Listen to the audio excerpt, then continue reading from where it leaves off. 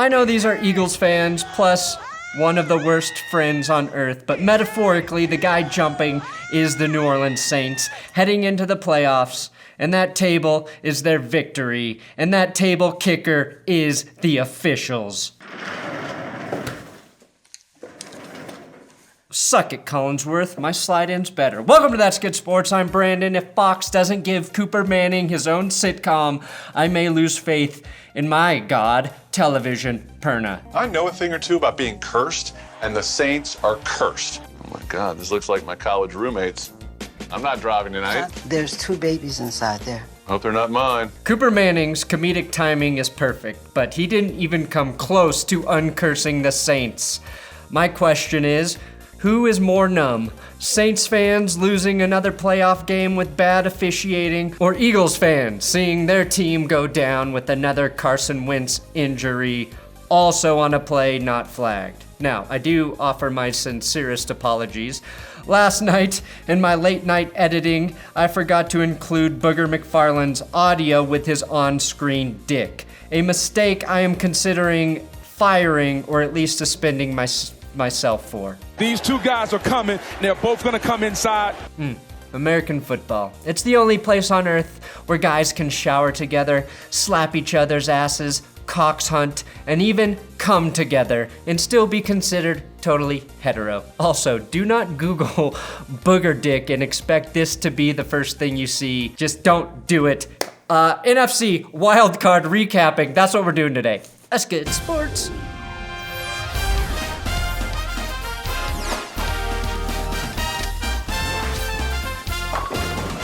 Please don't forget to thumbs up or subscribe or whatever the fuck YouTube wants you to do. Today's episode, I've got Big Dick Patreon shoutouts for Not Bad for a Running Back, Belied at Dong Lover, and Worthless Pieces of Fuck Incorporated upping to $4.20. Patreon.com/ThatsGoodSports. That's where you can support this channel. Wilkies and I just uploaded our Patreon only video for all $5 donors. There's a few Patreon only videos that you can get through Patreon if you donate.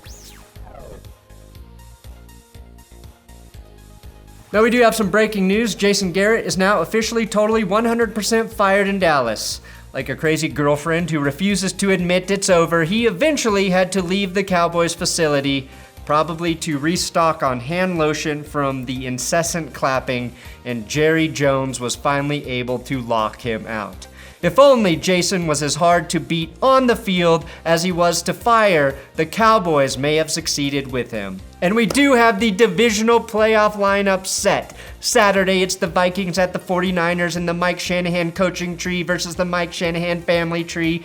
Then it's the not Patriots at the Ravens. Sunday, it's also the not Patriots at the Chiefs and the Seahawks versus the Aaron Rodgers guys. Vikings beat the Saints in overtime 26-20. Teddy Bridgewater rode his bike into the stadium and the internet thought it was cute. But that is court-ordered, people. Unlike most guys, though, who lose their licenses to DUIs, Teddy lost his after passing the 2-year threshold of living in New Orleans, when they automatically take your license away on the assumption you're habitually drunk on Blue Hurricanes and pina coladas. If you like pina coladas and getting boned by the refs, then the Saints are the right team for you. Also, if you do this shit when a cop pulls you over, not even being Taysom Hill level white is going to convince them you're sober. Now this game was a 3-3 deadlock closing in on halftime with both defenses dominating the game. And all it took to get a touchdown was pulling Drew Brees and inserting Taysom Hill to throw a 50-yard bomb to Deontay Harris. Luckily, we had Joe Buck to put Troy Aikman in his place for his Taysom Hill slander. I don't like any play with Drew Brees on the sidelines. How about that play with Brees on the sideline? Taysom Hill can literally do everything, which is why he was on kickoff coverage duty the very next play. He's like the Donald Glover of the NFL. If you don't believe me, just wait until his Mormon rap, "This is Joseph Smith's Latter-day Saints of America" drops, and he receives much more acclaim than Antonio Brown's Whole Lotta Money. Whole lot of money, you can't hold nothing from me. Well, except for a roster spot, Antonio. Now, Drew Brees is a lot like Carmelo Anthony. The offense often seems to work better without him. Of course, excluding the hundreds of games where he scores literally all of the touchdowns. And also, he doesn't play any defense. See, that was a Carmelo joke, disguised as a Drew Brees joke. Now, Dalvin Cook continues to be nearly impossible to stop, just like it's nearly impossible for Tom Brady to stop throwing pick sixes to former teammates. Oh, you thought I was done shitting on Tom, didn't you? Never. Dalvin Cook's touchdown gave Minnesota the lead, but returner Deontay Harris gave the Saints a chance to tie with the 50-yard burner. Will Lutz? Oh, more like Will Klutz, obviously spelled with a Z, for 0 points right before half or 0 accuracy on the kick. Take your pick. But I do sympathize with the way Saints fans were coping by signaling the God who won't save them. A friendly fuck you. Stephon Diggs perpetuated the stereotype that all wide receivers are divas. Up by 3 with the lead, all he cared about was expressing anger and not having any receptions. Just like the woman who is always a bridesmaid but never a bride. Fortunately for Diggs and his sanity, after a big play by Adam Thielen, Cousins rifled that precious and highly coveted football to Diggs on the goal line to set up a Dalvin Cook touchdown or not touchdown and a 10-point lead for Minnesota. Saints rookie Gardner Johnson also had an impressive pass breakup during the game.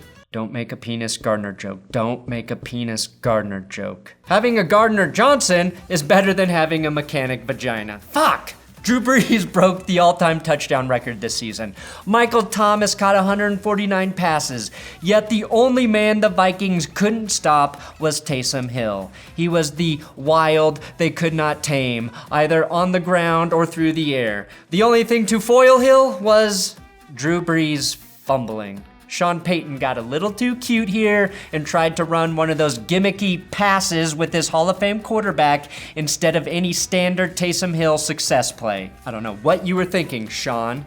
I believe the Saints would have touchdowned it there and won the game, but they were able to stop Minnesota to send the game into overtime with a Will Lutz field goal that he made instead of missed. Now, Kirk Cousins had a clutch, and for the first time, I'm not referring to his lady purse, clutch performance in overtime. Kirk Cousins is having the best moment of any Kirk since Kirk Cameron got to explain girls and why masturbation is the devil's dice roll to Leonardo DiCaprio on Growing Pains. It's natural for your penis to grow, young Leo. The pain is in doing nothing about it so you don't go to hell, Kirk taught him. And overall, Kirk Cousins was better than Drew Brees in this game. More yards, same solo touchdown, and 1 less interception. It's okay, though, Saints fans, to blame the refs for the Cook touchdown, which definitely didn't appear to break the plane, and even for the officials allowing Kyle Rudolph to play football like it was 1993 in the corner of the end zone, as he slightly pushes off. You have every right to direct your anger towards the officials, but I think players should be allowed to hand fight, and the refs actually allowed some physicality between defenders and ball catchers for most of the game.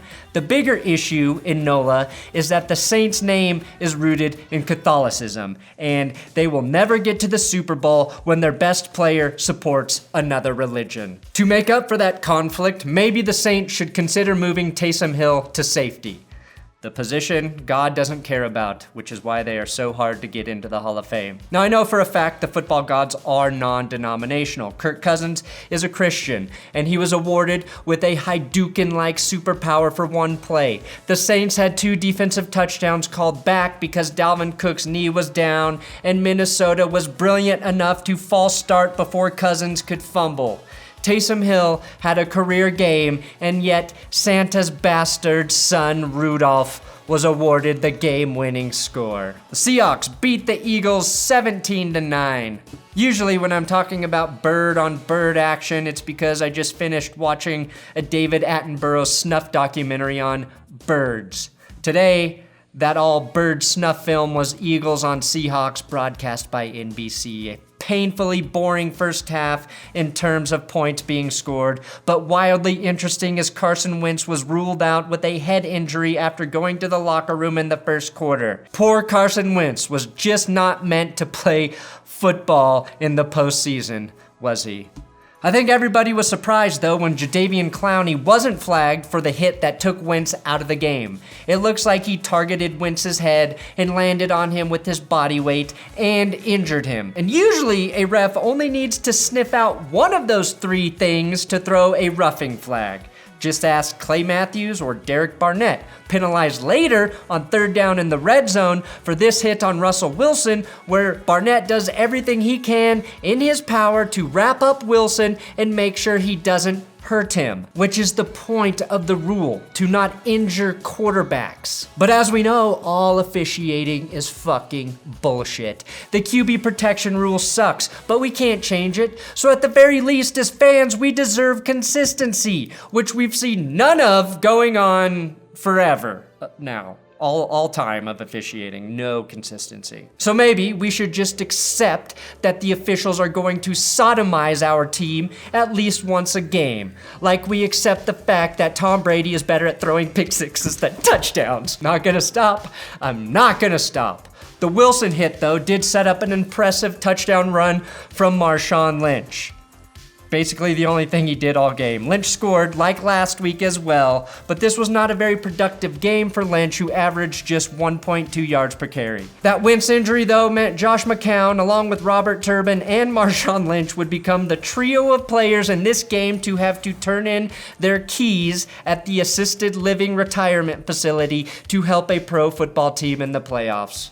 For some reason, Jason Kelce didn't have a name on the back of his jersey before the game. Some are saying it's to show that they're quote unquote no names, that it's about what's on the front of the jersey, not the back of the jersey, when in reality, we know that it's so people forget he's related to this disgrace. Russell Wilson took an espresso shot deep to decaf Metcalf and got a latte yards on this touchdown.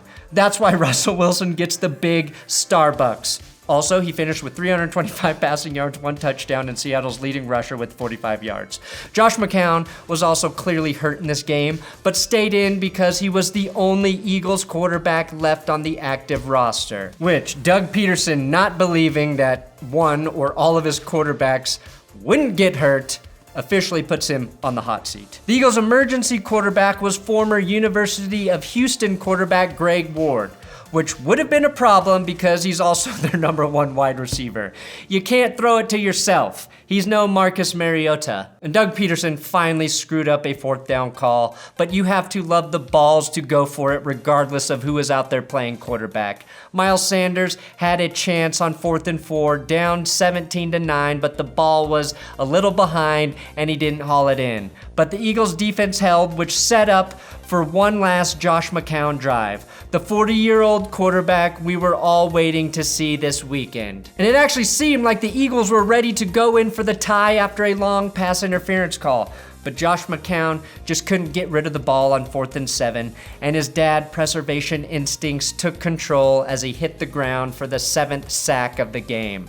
A lot of big sacks today for the Seahawks. But if you'll recall that Josh McCown is staunchly anti-porn, you would know that he still has the biggest sack of all. That's what porn is a lot like. You go somewhere that you weren't expected to go.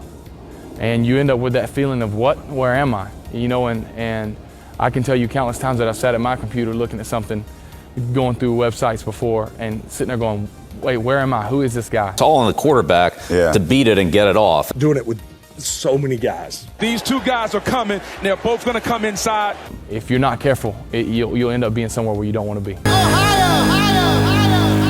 Philly did have 1 chance remaining, and what they needed to do was hold the Seahawks to a 3-and-out. But on 3rd down, Russell Wilson dropped back and went deep to DK Metcalf again, who hauled it in to iced coffee the game. 160 receiving yards for DK, most for a receiver in his first playoff game. And if you remember, DK was knocked for not being good at the 3-cone drill prior to the draft. But to be a man, you only need to know how to handle 2 cones at one time. And I can confirm DK handled Pete Carroll's cones perfectly. Now, you have to give the Eagles credit for keeping it close in a game where pretty much all of their receivers were hurt, their star quarterback went down 9 minutes in, and their defense was depleted throughout the game with more injuries. Still, they were a score away, but you can't help but question the decision to put Josh McCown in the game instead of Nick Foles. Something we'll debate the whole offseason. Seattle will go down south to Green Bay next week to play the Packers because we all know Seattle is the most northern football team in the U.S. in a matchup we have seen a couple times, but never on the frozen tundra in the playoffs. Of course, the first time Russell Wilson and Aaron Rodgers played one another, the referees were much, much better than they are now. So I don't see any problems there. Thanks for watching another episode of That's Good Sports Playoff Recapping. Make sure you follow my writing partners who helped me with this video at TJ Carpenter Show and at Guillermo Yavs, I think is Will's new Twitter handle. Used to be WillKey6, but now it's not.